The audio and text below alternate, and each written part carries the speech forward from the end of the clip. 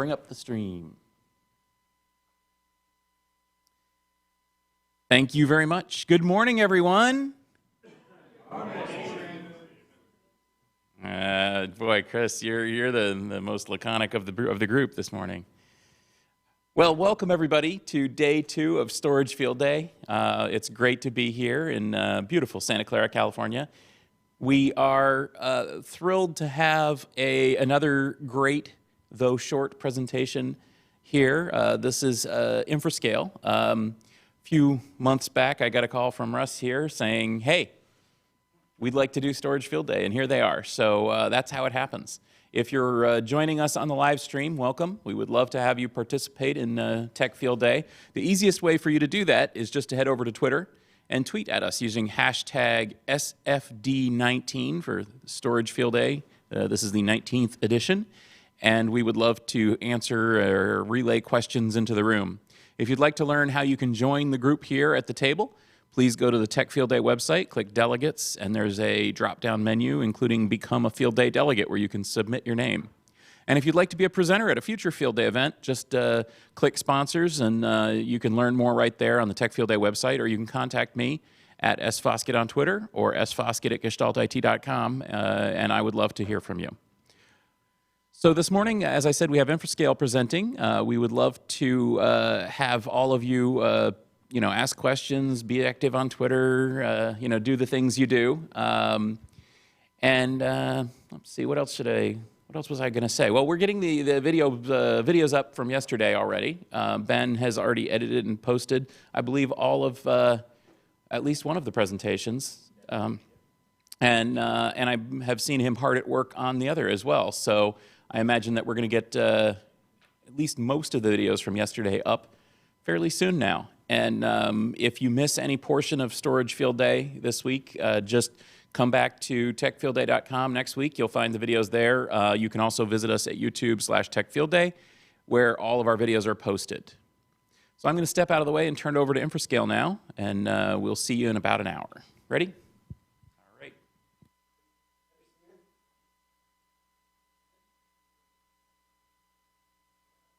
Russ Reader, Mike, this one. Mike, testing. No, you're good, sir. Okay. Thank you, Stephen. We are very excited to be here at our first Storage Field Day, hopefully one of many. I'm Russ Reader. I am the new CEO of Infrascale. And with us today, we have Chris Bain, our Chief Solutions Architect, Alan Bertrand, who's our Technical Escalations Manager, and our COO and Head of Product, Brian Kuhn. So we look forward to your questions. I'm just going to cover a high-level overview and then pass it so we can dig into the tech details. So Infrascale is a data protection company primarily focused on backup and disaster recovery.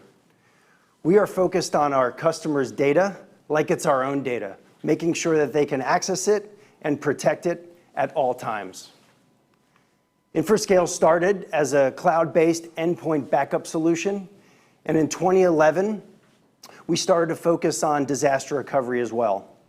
Since then, we've acquired 2 different companies that helped accelerate our path down the disaster recovery solutions, and we're based just down in Los Angeles. Our headquarters is in Los Angeles. We have about 150 employees. We're located in 10 cities in 5 different countries. And we are set up that way to support our partners that we go to market with. We have over about 1,000 partners that represent about 60,000 customers that we deliver our solutions to, that make up about 250,000 VMs or endpoints, as well as going in and storing that data, which represents about 350 petabytes.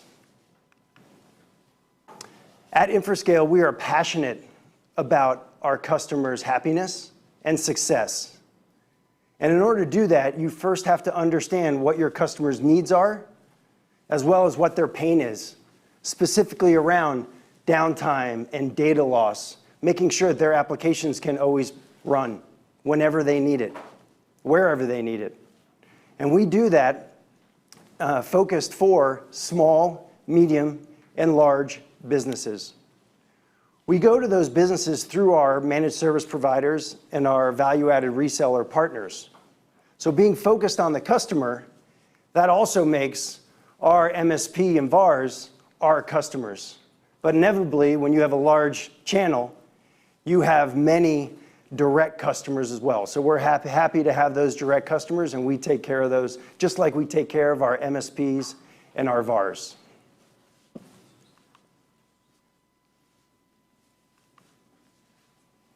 At Infrascale, we have two core product lines focused on backup and disaster recovery. For backup, we have our Infrascale Cloud Backup that enables companies that want to back up all their endpoints in any location to the cloud. We allow them to recover down to the file level. We also, because we can track the velocity of change of those files, we've built out some really incredible ransomware protection, and we can notify those administrators of potential threats that may be happening within their infrastructure. Where do companies typically recover? Back to their own sites or back into other places or into? So for the Infrascale Cloud Backup, you can recover from the cloud to your back to your endpoint. For the next product, our disaster recovery product, you can back up on-prem or in the cloud. Which clouds do you support? Can we cover that? Which clouds in the next presentation? Great, thanks. So for the customers that already have their applications in the cloud, for instance, Salesforce or O365 or G Suite, we offer a cloud application backup so that they can have another backup for their most important data, as well as meet their data retention needs. Now, our other product line for disaster recovery, we have two flavors: Infrascale Disaster Recovery Local, as well as Infrascale Disaster Recovery Cloud, both of which are tailored to customers that want to back up, recover, and also spin up their applications either on-prem or in the cloud. With Infrascale Local, obviously that's just for the local backup and also recovery. But with Infrascale Cloud, you can back up in our cloud or in any other clouds. So here is Infrascale's cloud. We have 9 data centers. Yes. Mm-hmm. So in the idea locker, Yes. does it mean that what do you provide? Because if they restore the data locally, so the replication mechanism is local. So what is the product? I mean, there is a management part that. So for disaster recovery local, you can back up as well as recover, spin up your applications and our appliance. So we have physical appliances that we allow you to back up to locally. We also have a virtual appliance where if you have the right infrastructure on-prem, you can run our virtual appliance. And we'll get into more technical details that show you exactly how we make that up. So those solutions are delivered through our 9 data centers around the world. And this is the Infrascale private cloud. But we allow you to take those disaster recovery appliances. You can run them in our data center. You can, and Chris will get into it, you can recover in your data center as well as the public clouds as well. We'll get into that on the technical side. Does that support GDPR? Yes. Mm-hmm. So focusing on our customers, we want to make it easy to manage their complexity, where we can help you back up almost any device or VM or environment, and through a single pane of glass, we've had this for many years, you can track where those environments are being backed up to. And this is especially important when we go through our managed service providers that have hundreds, if not thousands of customers, that have hundreds, if not thousands of companies underneath those customers. And so through one application, they can track all the environments they're backing up and what cloud. This is also good for direct customers that have hundreds or thousands of locations where they would like to track what they're backing up and where they're backing it up to. Also, we want to make sure that we keep it easy for our clients. Yes. Do you provide that view into other applications as well, something like VMware vSphere vCenter or something like that? Yeah, that's a great question. We'll talk more about the technical details of what you can see within our control panel. Okay. Yeah, and we have some videos that we can show you of the demo. So. Yep. We also we integrate as well to the billing systems and RPA, RMM solutions for our clients to make it easy for them to track, what they're doing. And so, in summary, high-level overview, I really would like you to remember 3 things. Infrascale can help you back up almost any environment. We have the capability to boot within minutes, either on-prem or in the cloud, and we treat your data like it's our own. Thank you. Thank you. Before you go on, we've had a little bit of a flickering going on with the slide. Yeah, I saw that, And so yeah. we are going to switch out a couple of cables Perfect, here okay. to see if that fixes it. So does anyone have one of those, like, let's all go to the movies, like things from the little drive-in theater? Yeah. It needs to have like a storage, like a hard drive, like spinning across, maybe like chased by a tape. Oh, that would be so cool. It'd be like a tank, like the tape could like roll. You see what I'm saying? You're not smiling. How's that? You Trying to see what I'm forget saying? that you're saying it. Or like a spinning disc FSD fight, right? Yeah. Fight? What kind Yeah, of movie a theater do death you go match. to? Mine only carry snacks. They always fight at the end. Doesn't They something fight? happen with the hot dog? And it gets, they fight at the end of that. Yeah, it looks better. Okay. Let's try this. Okay, looks better. We are going to see if this works, and hopefully everything will be great. Let's hope we don't trip over those cables. All right, OSHA, we are not even here. All right, so before I get started, there are 4 kind of mini demos throughout the presentation. That'd be the one time I ask that you don't ask questions while those mini demos are playing. They're like 2-3 minutes, so it's not going to be that long to wait before you can ask the question. But, it gets a little complicated to pause and restart videos just to present a remote. Hey, my name is Chris Bain, and I'm the Chief Solutions Architect with Infrascale. Now, I've been in disaster recovery for about 20 years now. So I've basically focused on that my entire career, whether it's backup, restoring, replication, site-to-site failover. I'm hoping to use some of that experience to tell you guys why I love Infrascale and give you a technical introduction to Infrascale's disaster recovery solutions. Now, we do have the 2 different product lines. We've got backup and disaster recovery. So for backup, we can grab all those endpoints and put them onto the cloud and give you the ability to restore them. With our cloud application backup, we can back up stuff like Office 365, G Suite, and that kind of data and protect it and restore it. But I'm going to be focused on disaster recovery. And when we talk about disaster recovery, we've got 2 different flavors of disaster recovery. We've got Infrascale Disaster Recovery Local and Infrascale Disaster Recovery Cloud. Now, I'm probably going to start saying IDR instead of saying Infrascale Disaster Recovery. So if I start using that, just know that that's Infrascale Disaster Recovery. The difference between the 2, it's kind of in the name, right? So with local, we give you the ability to back stuff up locally, do file and folder restores, boot stuff locally on the appliance, and all that. Also to replicate as an archive out to the cloud. With the cloud solution, we give you everything the local solutions got, but we also add in the ability to boot up in the cloud. And we give you orchestration tools in the cloud to be able to manage how you're going to boot those servers up in the cloud. So the backups that you do for Office 365 and G Suite and the rest of it, that's considered, it's considered backup, okay. Yeah, it's backup, and it's going to be cloud-to-cloud backup. So there's no software really to install for that one. You just configure our cloud to be able to interact with theirs and back those up. And your service is located in Amazon? Is that where it's hosted? For our cloud backup, Yeah, it's actually, I don't believe so, but I can find out okay. before this is But done. it's a cloud service, right? That Yeah, it's a cloud with the service. different cloud providers, okay. So you don't provide any service for server backup, VMware and...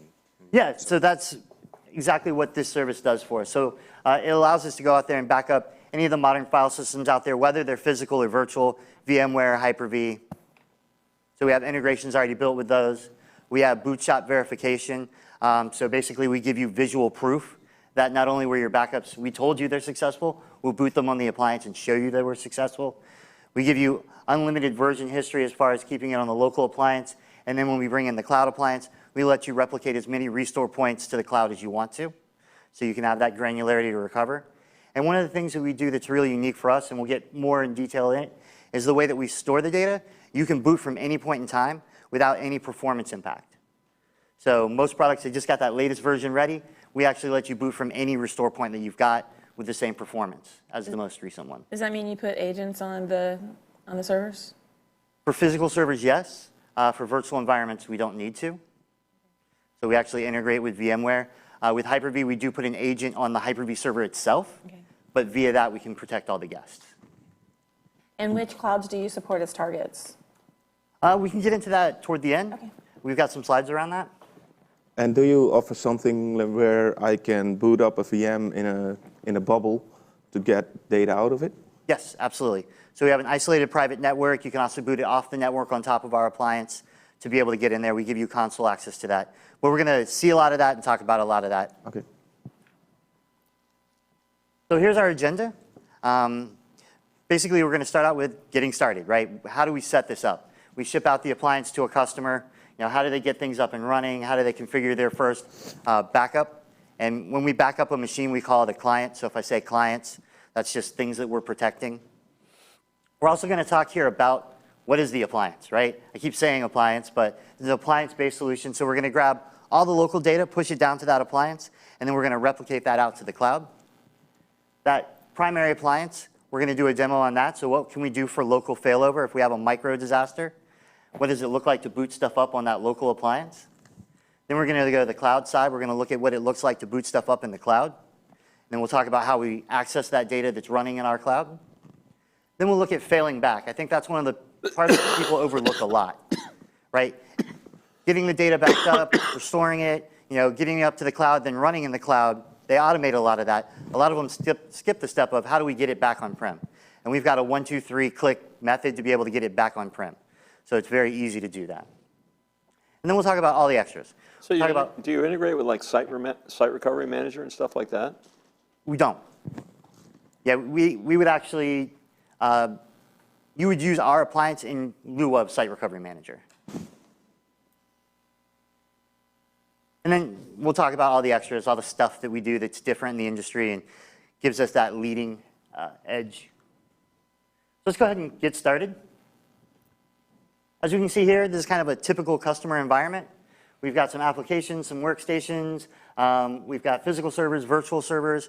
We can protect, again, workstation class OSs.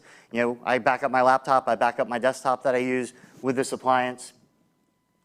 We've got the appliance, again, locally. It's taking in all of that data. It's deduping and compressing and encrypting that data. And then it's replicating what you want to replicate out to the secondary appliance. So usually that's in the Infrascale cloud, but it doesn't have to be. And again, it's what you want to replicate. It doesn't have to be everything. So in this one, we're specifically going to look at configuring our first client. We're going to run a backup. We're going to look at our default job schedules and retention. Sorry, I didn't understand. So you provide a backup appliance to each single customer, right? Correct. That could be physical or virtual. Correct. Okay. And then you back up on a secondary appliance that you own. And again, it could be physical or virtual. So yeah, we have the local appliance, Yeah. which goes on wherever the data is. And then we replicate to a secondary appliance. Okay. The secondary appliance can be in a public cloud, Infrascale cloud, a different customer's data center. We can provide them either with the physical or virtual secondary, and they can manage it, or they can put it in our cloud. Okay, so all the data that you manage, those 350 petabytes are separated. Well, that's across our different solutions too. So that's also the direct to cloud and cloud application and this appliance. You just scale per appliance for customers, so you've got one appliance over there, but if they need more, it's just more appliances that you add? So when we'll get into sizing the appliances and we'll talk about the different appliances and stuff. I have a specific slide around that one. Okay. So this will start up our first demo. Again, we're going to go over setting up a client, retention, schedules, seeding the backups. We do dedupe locally, and we use that to do our replication. So seeding is getting that first set of data written down, and then we'll look at boot verification.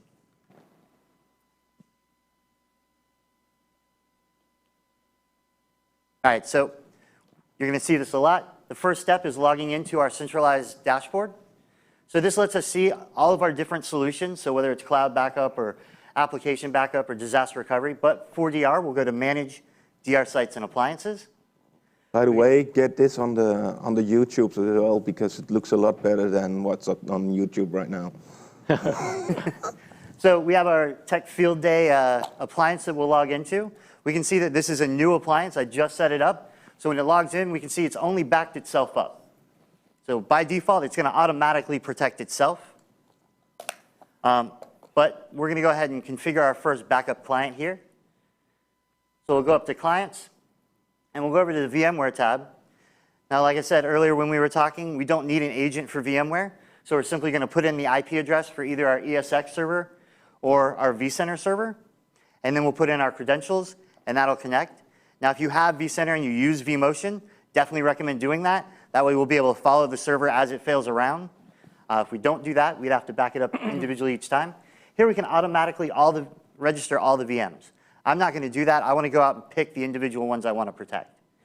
When I hit OK, it's going to go out, query the environment, and come back and show us all the virtual machines that are out. And now I just simply go in and I say, all right, clearly we want to protect the most important server ever. And then we'll also grab a Windows 10 and a 2012 R2. All we have to do is click Register. And now we can see that it's going to tell us where they're hosted.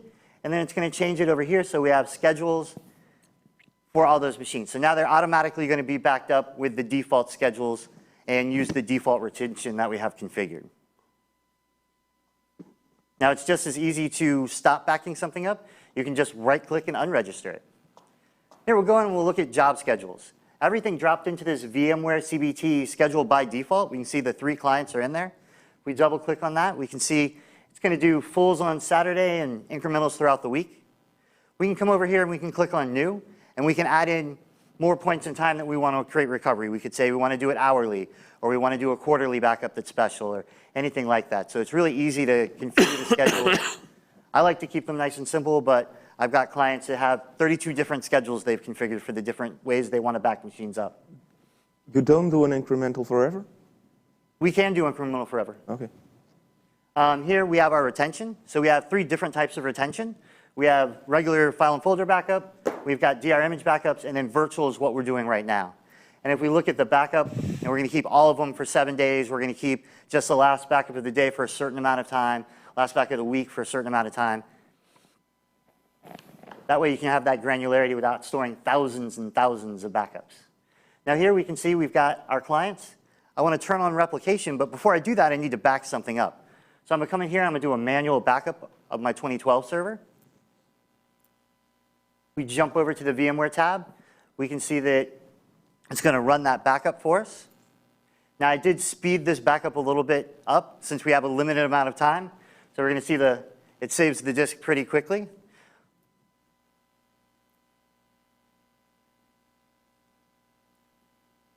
Now that we've got our backup, we actually have something that we can replicate. So we can go over to the Replication tab, and we can enable our replication.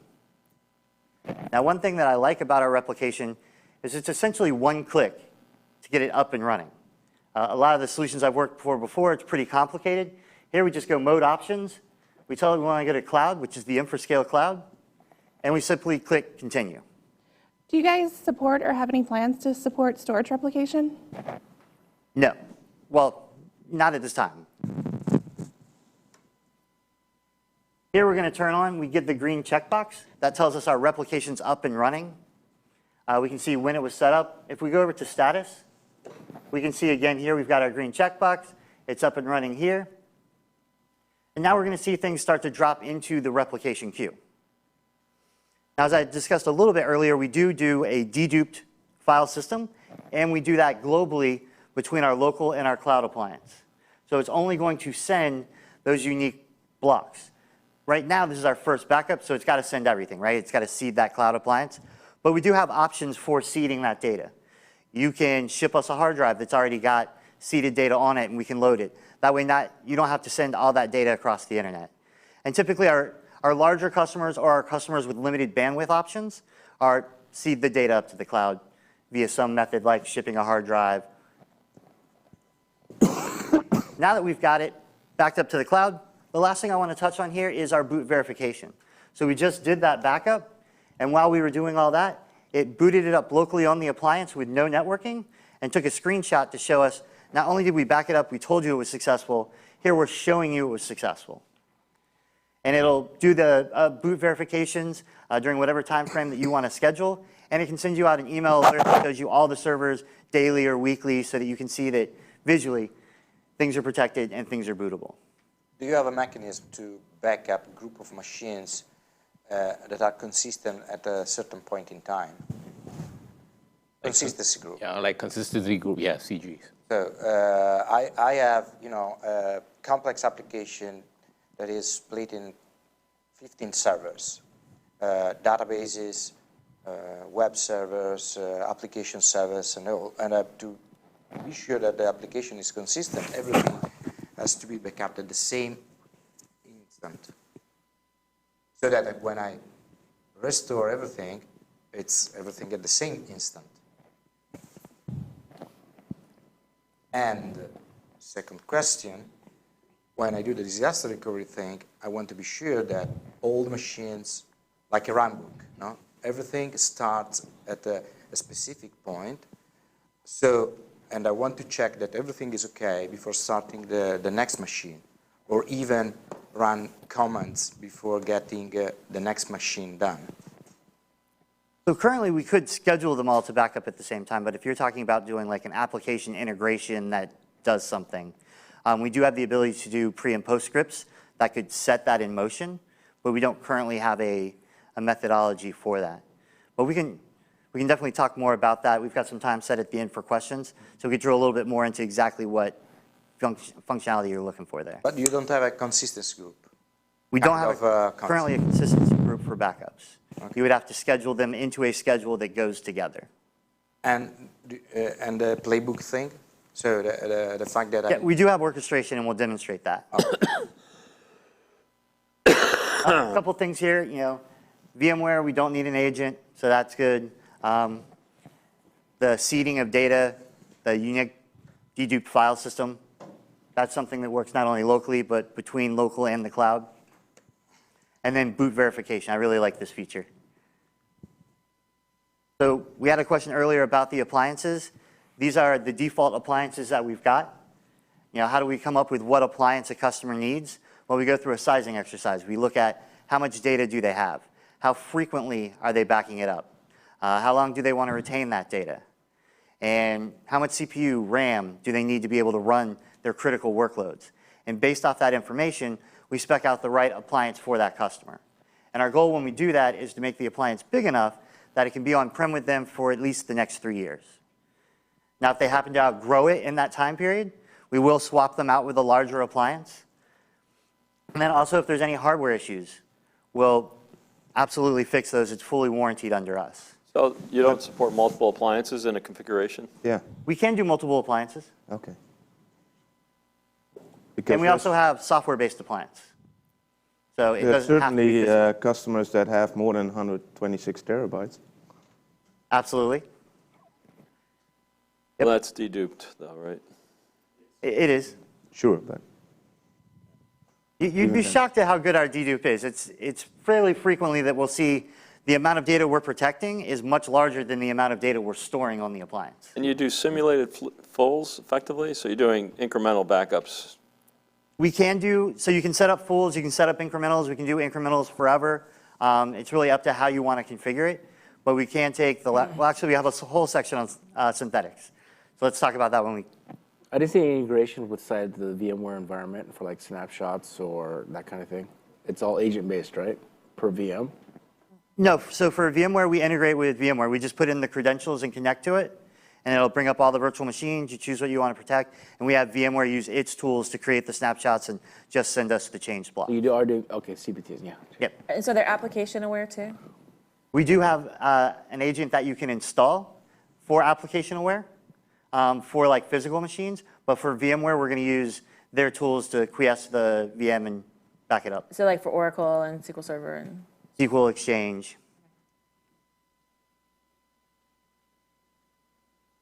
Next thing we're going to look at is doing a local failover.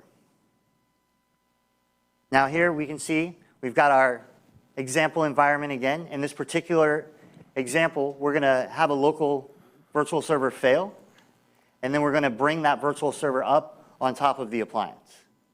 And we're going to look at the steps that an administrator would go to be able to bring that server back up. So to show you guys the server's failing, I'm just doing a simple ping to the server. We're going to see now that the request is timing out. So we can see that our web servers come offline. Once we know that we need to do something, we're going to log into the dashboard. And now we're still going to go to manage DR sites and appliances, but we're going to pick the appliance that has the backups for the server that we want to recover. So in this particular case, we're going to Thor. We're going to say manage primary. And now when we log in, we're going to see, again, on the jobs history, we're going to see a lot more jobs. We're going to go ahead and go over to our boot tab.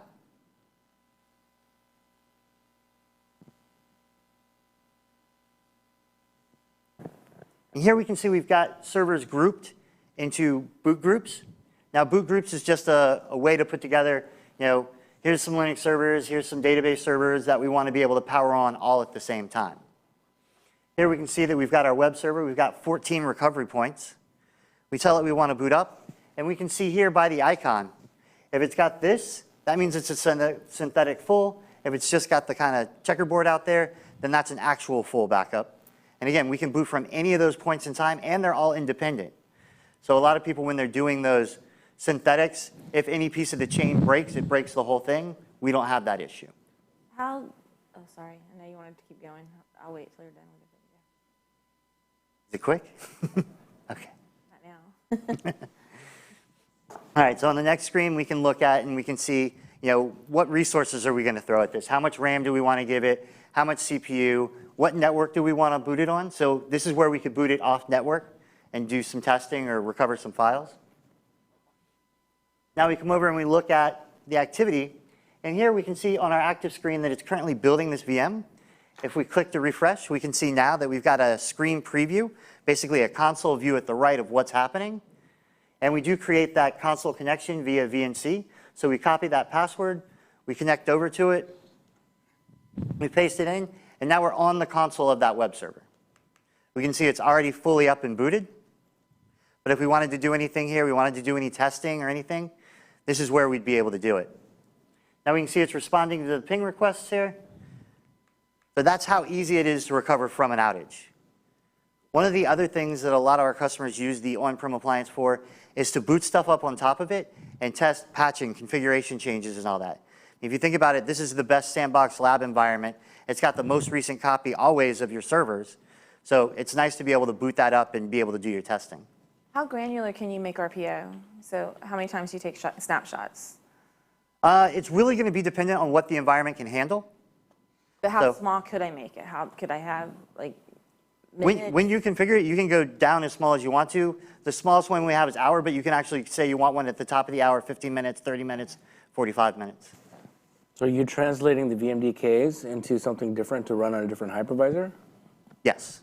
And then there's no problem with the data integrity, shut it down, that kind of stuff? You can shut it down, restore it back to your original environment.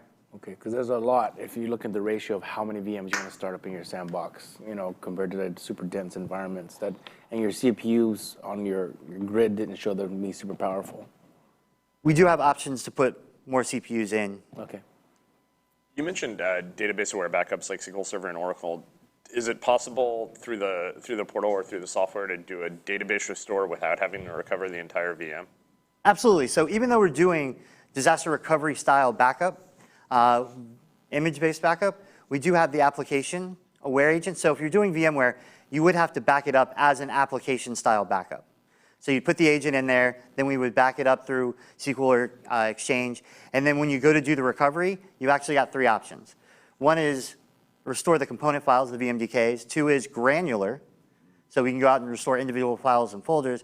And the last one's application backups, where you would pick the application and the point in time and do the restore that way. So when you back up VMs, you are using the VMware snapshots and then you're copying it off. Have you had any problems with customers having their VMs stunned from being snapshotted?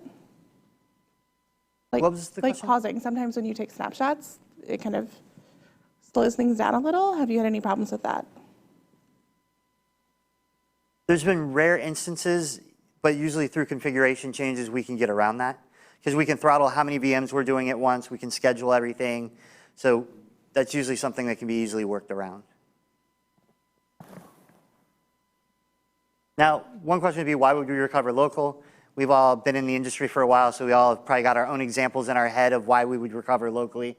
One of the reasons that I like to point out now is with ransomware becoming more popular and more prevalent in the environments, it's nice that we have that ability to boot up from any point in time. So as you're troubleshooting through, where did everything get encrypted? Where did this problem come from? We can roll back and look at each individual point in time so you can get the most recent non-encrypted copy of the data. Now we're going to look at cloud failover for a site disaster. Here we can see we're going to be focusing on the Infrascale cloud, where we've got our cloud appliance for our secondary. And we're going to bring up a bunch of machines on there, and we're going to use orchestration to do that.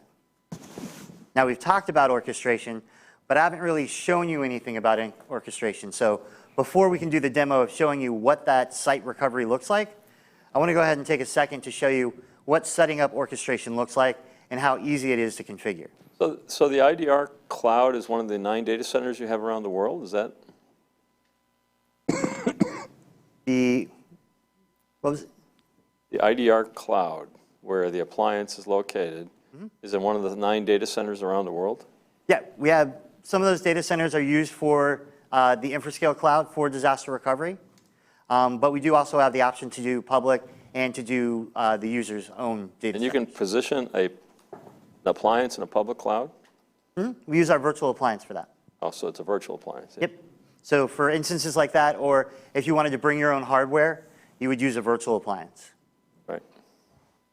We do have a software-only version. All right. So we're going to go ahead and log into the dashboard, but this time it's going to be a little bit different. We're going to go to Manage DR Sites and Appliances, but this time we're going to say we want to manage the cloud side. Now this is something important because you always have access to your cloud side. You don't have to call us. You don't have to say, hey guys, we're going to do a DR test. Now here when we look, we've got this page, which is our boot overview. We still have all the same functionality we do locally. But we now also have that orchestration tab.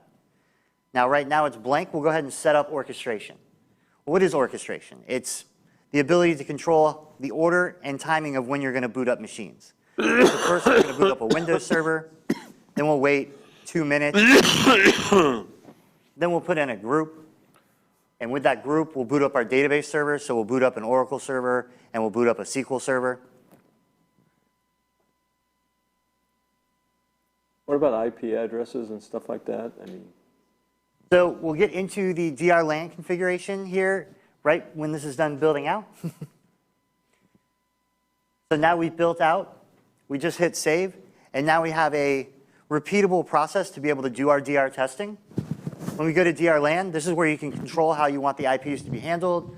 We have outbound access we can turn off, which you would do probably if you wanted to do some testing. You can do your subway, your gateway. We can do DHCP and IP restore. So we can give it the same IP it had on-prem if you guys are going to be using the same subnet. If not, you would need to do a little bit of configuration on what you want the cloud side to be. Now that we've set that up and we've saved it, we can go through and look at what it would be to start up orchestration and how that works. And that case is running everything on the appliance? Correct. All those VMs effectively are being brought up and data is being restored on the appliance? Correct. Because it's your appliance, the restore is, fast. I mean, almost Yeah, it's not so much a restore as a traditional restore. So here we have nothing running in archive or active. We'll go over to orchestration. We'll hit play. And then we'll jump back over and we can see that those 6 have dropped in. They've dropped in that order. And again, I sped this part up a little bit because we put 5 minutes worth of waiting time in there. And we didn't want to just sit here and watch 5 minutes of waits. So this took about 9 minutes and some change to boot all 6 of these machines. Now, I say boot instead of restore because we're not restoring anything. We're just mounting that VMDK up on top of our appliance and booting it up. And this is empty machines, right? So like in reality, if it was a production machine, there'd be lots more data. Well, they're not necessarily empty machines. They really do have the applications they're saying they have, but yes, they're not multi-terabyte databases sitting on top of that Oracle database or that SQL database. And with the way you do this is you would pull this, I understand pulling it over and recreating the application stack, but then do you also replicate the data as you're backing it up to the secondary site that you've created? We do. So each time that you take a backup or create a recovery point, we replicate that recovery point up to the cloud if you want to. You could also choose only to replicate one recovery point per day. So your cloud's only got one snapshot each day, but it's got all those individual ones for on-prem recovery. And what types of security do you have available? So you like FedRAMP and all of that kind of things, your cloud, do you have those certifications? We can talk about certifications later, and we will touch encryption in 2 slides, I think. So here we How can do see you manage all the differences between hypervisors? I mean, there are some functionalities that are very, very peculiar to VMware, and probably you are running on KVM or something like that. So, meaning that there are a lot of network changes, a lot of driver changes at the so the first guest step, level. The first step when you power it on, that little gray square with the circle, is when we're injecting our drivers. So we would put our drivers in and then power it on. Now, in the cloud, we've got some tricks for doing the networking and giving it back its IP address using DHCP assignments, because something like Windows is going to default to DHCP once it boots. It's got a new NIC. So we've got ways to work around that. For VMware and Hyper-V, we have integrations we've built. For the rest of them, we would install an agent and treat it as a physical machine. For example, Nutanix. We work with Nutanix, but you would install an agent on each guest and back it up and recover it as if it was a physical box. So Chris, is this a sandbox environment at the moment? Or is this a full active primary? So this is booted in the disaster recovery network. Right. And then this is how you would access that network. So we give you different options. It's slightly sandbox for the time being then. Correct. You've got to somehow tie the clients that want to get to those servers in. And that's where we offer point-to-point software-based VPN. So that's what I used for 20 years. You just fire up the client, hit connect, and now you're on the network. We can do public IP addresses. We can do site-to-site VPN. We can do MPLS lines. So for disaster recovery purposes, let's say it's been a major disaster, you could be running off your cloud box for several days or weeks. There isn't a way to promote that out to or bring that back onto a third-party site. So let's say you want to move it into Azure or AWS, for instance. You wouldn't be able to do a restore into there. So if I understand what you're saying is being able to take what's running in our cloud and restore it to, we could absolutely do that. But you would have to deploy like a virtual appliance there to be able to replicate that data over to there. So you'd still have to move all that data. I'm just thinking because you're going to want to have that off-site facility available in case there's another disaster sort of thing in a period of time. So, yeah, you could absolutely do that. You just, basically, we would take the cloud side, we would promote it to being the primary, yeah, and then we would attach a secondary to wherever. That's what I was thinking, yeah. So why do we recover in the cloud? I'm in Florida, so I always bring up hurricanes because that's the #1 thing that happens to Florida. I was actually talking with one of my customers in Puerto Rico, and they mentioned to me that since December to the middle of January, they've had over 1,000 earthquakes in Puerto Rico. and a couple of them were 6.0 and bigger. And he was like, I really prefer hurricanes to earthquakes. I was like, that's a weird statement. He's like, well, I can be proactive with a hurricane. I can fail out of the way of it. I know when it's coming, and I can fail back, so I can mitigate the amount of time I'm going to be down. The earthquakes that hit Puerto Rico, one was at 4 a.m., one was at 6:30. So they both woke him up out of bed. Within minutes, power went out. Then he had to see if his cell phone still worked, if he could get to the data center, if he needed to fail over. So he likes to be proactive over reactive. And it was kind of an interesting point to me because I've been doing this for a while, but I hadn't thought different types of disasters are vastly different for your disaster recovery plan.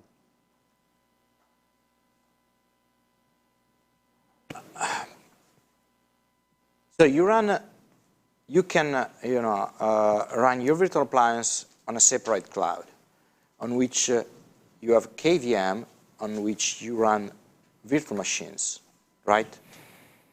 So there's an aspect there with having nested virtualization supported by that cloud. Okay, but maybe it's. I didn't understand. Can you restore directly on Amazon, Google, or Microsoft Azure? Yes, but there is going to be, that's a bigger conversation as to how you would do that. But yes, you can recover to a different place than you backed up from. We would need to replicate the data over and then recover whatever is native for that environment. Okay, so you always need a component which is your appliance to replicate the data, keep the data there in a fashion that is not optimized for that cloud. I mean, you are not using their object store, for example, which is very inexpensive compared to EBS on Amazon, for example, and then you replicate again all the data on external AMIs or whatever they are, so sounds complicated. Well, and that's why a lot of people use our cloud, because with our cloud, all of that is included. There's no ingress, no egress. We don't charge for CPU. We don't charge for RAM. We don't charge you to be booted there. We don't charge you if you go past a certain amount of time or do a certain amount of DR tests. So I think that example, valid example, is kind of an extreme example. You lost your site, you went to the cloud, now you want to have a third site that you're replicating to that's now basically you would be migrating to the cloud. Okay, let's say then that you support it, but actually you prefer not to do it. I mean, it's not something that you recommend to your customers. It's not what the product was initially designed for, is to be able to help you with the migration from on-prem to cloud. Is that something that will be in future a thing? It's absolutely in the roadmap to have way more cloud stuff. Yep. Now we'll talk about failback. Again, failback's one of those things that's always really complicated. If any of you have ever had to do it, where you failed over to a cloud and then came back, getting that data back can be cumbersome. And we have, I like to call it a 1, 2, 3 click method to be able to get that copy, that most recent copy, to your on-prem appliance. So again, we're going to log into our cloud dashboard.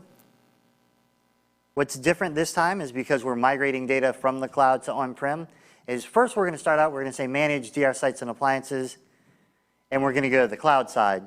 And then afterwards, we'll go to the local side to show that the data has been moved back and talk about some of the things you can do with the data once you get it there.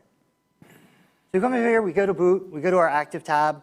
We can see that I've already shut down the 2 Windows machines down there at the bottom we were using for testing. We don't need to replicate their data back. But we do want to move back this web server. So we're going to come in here. The first step to moving the data is going to be shutting down that virtual machine. We can shut it down via just powering it off, which is like the graceful way of shutting down. We can also pull the plug, which would be the aggressive way of just turning it off instantly. Since we want the data intact, we'll shut it down gracefully. We can also log into the machine and shut it down via the operating system. So we can do a graceful shutdown that way. Now, once it's shut down, we can either right-click and say we want to create a backup job, or we've got a button up there that now becomes active where we can say create backup job. This is going to back up just the blocks that changed while it was running on top of the appliance. So we can see it's already done. Did not edit that for speed. That was real time. That top backup job is now the job that we want to send on-prem. So that's that most recent recovery point of that server. We tell it we want to push it to on-prem, and it's going to replicate it back. Again, this is unedited. This is real time sending it back. It's using that deduplicated replication assistance to be able to push that back. Again, only the changed blocks since it was running in the cloud. Now, since we just had this running in the cloud for about 5-10 minutes, there's not really a lot of data out there. It's going to take a couple minutes to push it back on-prem. How long this takes is going to depend on how much unique data was created while it was running in the cloud. But it can do a full restore. Like, what if my entire data center blew up and I have brand new equipment and I need the restore? Yeah, absolutely. Okay, sorry. Yeah, it would absolutely send it back. Oh, sorry, we jumped on. I tried to ask questions. Now we're going to the on-prem one, now that our replication is done. And now we can see that our top backup job, which has a little check mark there, is the one that we just had from the cloud. So we could do any type of restore that we would want to, files, full machine back to the environment. Here we can see if we go look at that server, we now have 15 recovery points. So I could right-click and just boot from that most recent cloud copy, do a restore back to my VMware environment, mount the VMDK, restore individual files. It's completely up to you, once you've got the data here, what you want to do with that data. What's your performance to do that? I mean, I know it varies. It's a hard question because it depends on the workload you want to do all those activities. But it seems to be you're asking a lot. And so I would say shockingly fast. Coming from a previous vendor where I was for 18 years, the way that we handle the block level stuff and the deduping and the replication is insanely quick. When I first started, I thought I was getting, hazed. They gave me a box and they were like, go home and set this up. I'm like, all right. So I go home and I take our little toaster size appliance, I hook it up to my environment, which is roughly 5 terabytes. I had physical virtual machines backing up within an hour with no instruction, turned on cloud replication, and within a day I could start booting some machines in the cloud. Now over my cable modem, which is 25 megabits, limited upload, it took about a week to do 5 terabytes of replication for that initial seeding. Now whenever I run backups on that 5 terabytes, it typically takes about 10 to 15 minutes to sync up the changes. Okay, I'm assuming you're a hybrid, right? Are they all flash or they're mixed? They're mixed. Mixed, okay. There's a mix of, they are custom built for us, but they have SSDs for caching, they have a DOM they boot from, they have RAID to store the long-term data on. Okay, how are you guys licensed? How do you guys, size opportunity and how do you price it? Do we want to jump into that? So it's per protected terabyte, so the front end size of the data that we're protecting.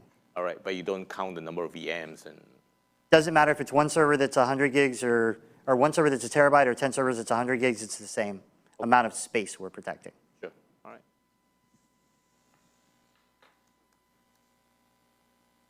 Now we get into all the extras. So hopefully this will answer some of the questions.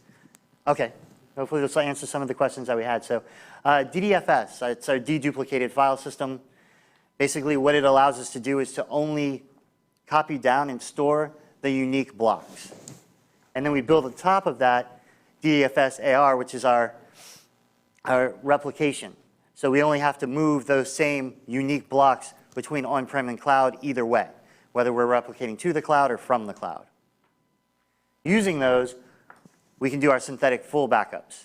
So here we are allowing you to take a backup, store only those unique blocks, but be able to do incrementals on top of incrementals where we push that together and create that full backup, which gives us the ability to boot from any point in time, again, without any performance problems. We do encrypt the data all the time, so we encrypt it on the local appliance at rest, we encrypt it in transit, and we encrypt it on the cloud side.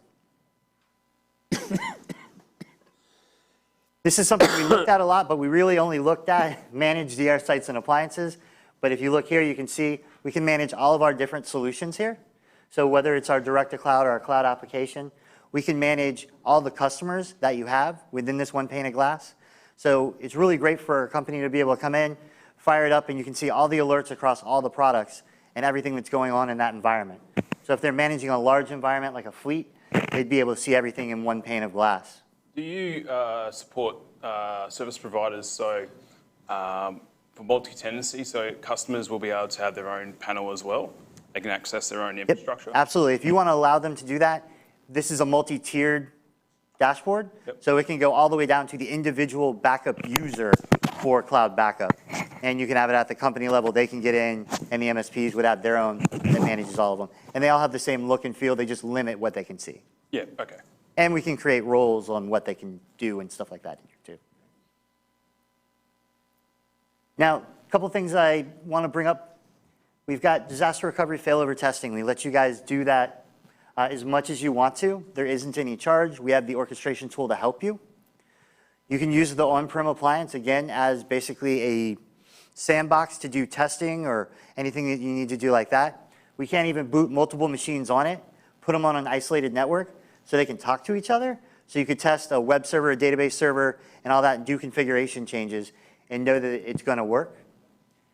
And then we give the customer the choice for where they want to put that secondary. Again, public cloud with a virtual, physical, that they can put one of their other data centers, or they can use the Infrascale cloud. I definitely think there's some advantages with our cloud because we don't, again, charge ingress, egress, CPU, all that kind of stuff. We've already covered hardware and software. The last part of the user experience is really support. And again, making our customers happy. We offer implementation assistance. That's included, so we can help them get things up and running. We train the customers, and we can train their teams that support the product. We offer integration with ConnectWise and Autotask and other third-party tools that are out there that a lot of MSPs use to manage their business. Plus, we have APIs, so if they want to integrate with our stuff, they can use our APIs to do that. And we offer 24/7, 365 support. So what does your software development process look like? How often are you guys deploying updates, or? Can I get through this slide, and then we can jump into that real quick? I just want to make sure we get... So in quick review, we can protect any of the workloads that you guys have got out there, whether they're physical, virtual, application. We securely protect it by encrypting the data at rest, in flight, and in the cloud. We give you the ability to boot and recover, whether it's on-prem or in the cloud, your cloud or public cloud, wherever you want to have that secondary appliance recovered. We make it all nice and quick using DDFS and our DDFS assisted replication. We can meet your configuration needs via our flexible scheduling, our retention, and our cloud orchestration. And then we have efficient management, again, with that screen we just saw where you can manage all the products, all the customers' solutions within that single pane of glass. And single pane of glass is kind of a industry hot thing everyone's trying to do right now. And I'd just like to bring up, we've had this for like at least 3 years now, so we've got it perfected. Now we can go to questions and answers. So who do you target for a customer? Is it small, medium business, commercial? Yes, medium, enterprise? small, medium to large businesses. Okay. So MSPs? MSPs are one of our biggest customers probably. DR as a service kind of thing? Yeah. Okay. How much of this can I do via either CLI, API, or is it all GUI driven? As far as on the appliance? All the configuration you've demonstrated to us today, setting up recovery. Well, it's definitely easier to do it via the GUI, but you do have access to the appliance to be able to do things at the command line. Right. The reason I asked that is because you demonstrated all the adding of VMs in. What I didn't see was what would be post that initial configuration. So say people are creating VMs over the course of the day, deleting them and so on, whether you've got any automated tool to pick that up and track that and automatically add it to a backup class, or whether somebody would be, as that got created, they'd be triggering that themselves from a command line in order to make sure that the backup was added, without having to go into the GUI every single time. So for VMware, you can actually go over to the VMware tab, go to connections, and you can enable the protect all the VMs, and that will actually grab any new VMs that come on. So as people create them, they'll automatically pop in. As they disappear, they'll stop being backed up, or you can go in and actually unconfigure them or retire them. I just want a Power CLI script so I can just pipe it to JSON and then feed it back to you guys. And you talked about the cost was primary protected. So imagine I create a lot of VMs today that I want to keep for a little bit of time, but they're going to die, as in we're not going to keep them running. We're just going to keep the image for the future. I assume I can do that, and if I do that, how does that then go into the cost model of how I pay for that as part of my per terabyte charging? So there's a couple of things we can do around that. We didn't even get into a bunch of functionality, but we have an archive functionality. So if you created some VMs and then you just wanted to keep those forever, but you're not actively protecting those, you could put those into the archive, and we don't charge for that as protected primary space. So that's kind of free space for you to store whatever you want. But it's also on your storage. So that would be attached to storage you provide versus storage on the appliance. But you keep the metadata configuration so I could find that again. Yeah, we keep it in our archive. It's still indexed. You can still go through. We even have the option there to encrypt it. So we can encrypt it in case you're using like an external drive or something and it got outside your boundaries. The data would all be encrypted on there. How do you license the software and the hardware? I mean, can I buy the hardware as a subscription? So it's by default all as a subscription that includes the hardware and the software and the cloud. But we do have options to buy just the hardware, which includes the software but does not include the cloud part. So there are options around how you want to configure that. And then, of course, the virtual appliance is licensed a little bit differently because you're providing your own hardware. So we don't charge for the hardware side of that. What does your update cadence look like? How often? Yeah. Okay. We have larger updates for this product that come out, the big firmware updates that are full dot releases. Those are definitely less frequent, typically 1 or 2 a year. And then we have the dot releases that come out. If something new comes out and we need to add support for it, or if a bug is found or security, then we would definitely push one of those out. So if I deploy your virtual appliance and let's say it's running Apache, and there is a vulnerability for Apache, are the customers able to update that on their own, or it has to come from you? You want me to take that? Yeah. We would do that. Okay. That would come from us. The whole system, all the software that runs on the machine is distributed as a single read-only disk image that we can update easily. Okay. But because of that, you can't update it easily. Okay. What about your file systems? Do you have your own proprietary file system for your appliance? Yeah. So the appliance, the deduplicated storage is the DDFS file system for that storage. The rest of it that's not stored there is just regular file systems, XFS, SquashFS for the image files. Okay, because I've run into other problems where like other solutions are running Gluster, for example, and it's broken and things don't work right. So I was just curious how your interoperability matrix and support long-term works. Yeah, we try to keep it simple because that makes it easier to maintain, right? So it's just, the RAID is just a big XFS file system. Cool. Rarely has problems, but when it does, there's a good repair tool that comes with that, right? And then if the problem is at the next layer up in our deduplicated storage, we have a repair tool for that. But it's fairly reliable. It's nice to know it's there if you need it, but you're probably not going to need it. Thank you. I've got a question for Russ, actually. Yes, Chris. So you said you obviously not been with the company particularly long.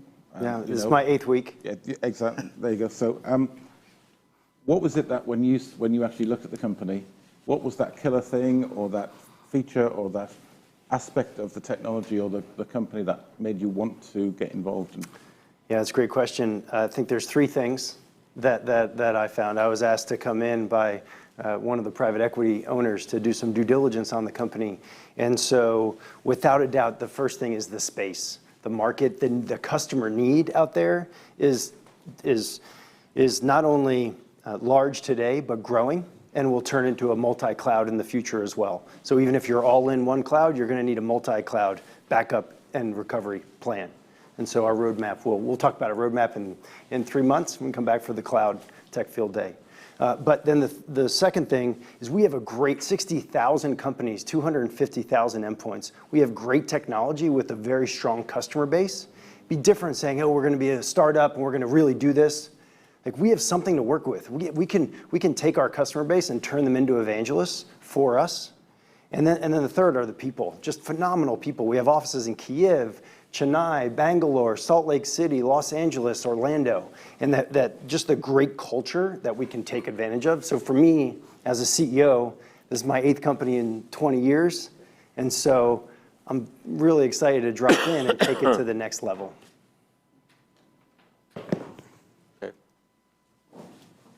All right. Well, thank you so much. I think that's actually a really good end point for this one.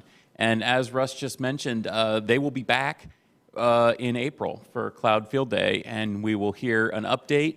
And I know that they will take a lot of your questions and comments and suggestions to heart, and be updating that and presenting that as well at that time. So I can't wait to see that. That's going to be Cloud Field Day in April. If those of you watching would like to join us for that, please go to the Tech Field Day website. You'll see it listed under events. And as I said before, if you'd like to join us as a delegate, please do reach out. Just click delegates on the website. And unfortunately, it's full, so you can't be another presenting company. But there's going to be another Cloud Field Day later in the year, so maybe that's a good match. So for now, we're going to take the stream down. We've got a very quick transition here, unfortunately, so we're going to roll, and we'll see you all back online, hopefully in about a half an hour. Let's go ahead and take it down.